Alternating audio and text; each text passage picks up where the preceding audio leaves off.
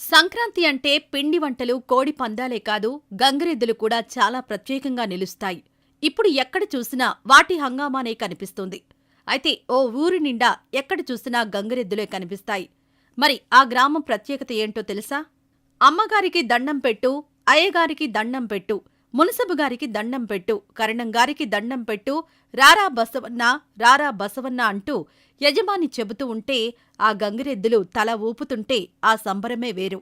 సాధారణంగా సంక్రాంతి అంటే పిండి వంటలు, రంగవల్లులు, హరిదాసులు, గొబ్బెమ్మలు, కోడిపందాలు, ఎడ్ల పోటీలే కాదు, గంగిరెద్దుల సందడి, డూడు బసవన్నల విన్యాసాలతో సందడిగా మారుతుంది. గంగిరెద్దుల ఆటలు లేనిదే సంక్రాంతి పరిపూర్ణం కాదు. ఇంటింటికి వచ్చి బసవన్నలు చేసే విన్యాసాలు పెద్దలు, పిల్లలను ఎంతగానో అలరిస్తాయి. యజమాని సలాం చేయమంటే కాలు పైకెత్తి సలాం చేయడం, ఆడించేవాడు వెల్లకిలా పడుకొని తన గుండెల మీద గంగిరెద్దు ముందు 2 కాళ్లను, తొడల మీద వెనుక కాళ్లను పెట్టించుకుని ఊపడం, ఇలా ఎన్నో విద్యల్ని ప్రదర్శించే గంగిరెద్దులు సంక్రాంతి సమయంలో గ్రామాలలో తిరుగుతూ సరదాగా ఆడుతుంటే ఆ దృశ్యాలే మనసుకు ఎంతో ఆహ్లాదాన్ని కలిగిస్తాయి. మకర సంక్రాంతి పూట పూర్వీకులకు నైవేద్య సమర్పణ ఆనవాయితీ.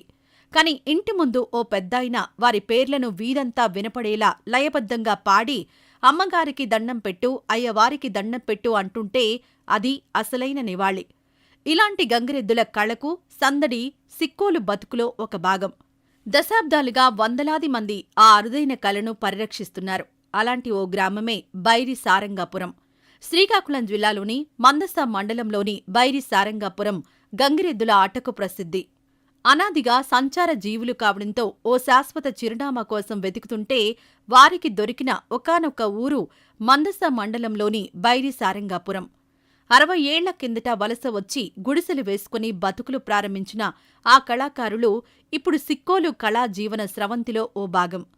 అరుదైన, అంతరించిపోతున్న గంగిరెద్దుల కళను బతికిస్తున్న ఈ గంగిరెద్దుల వారు సంక్రాంతి సీజన్లో ప్రతి ఇంటికి వచ్చే అతిథులు. గంగిరెద్దులకు శిక్షణ ఇవ్వడం, వాటిని ఊరూరా తిప్పడం చాలా ఆసక్తికరం.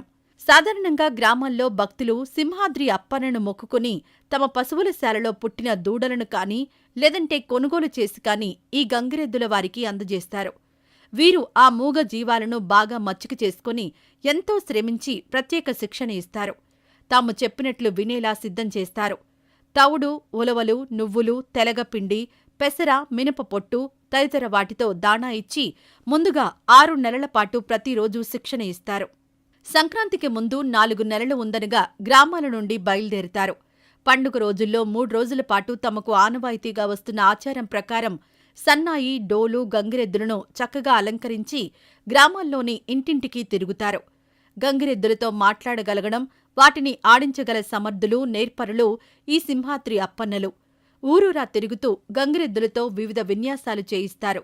గ్రామస్తులిచ్చే కానుకలను స్వీకరిస్తారు.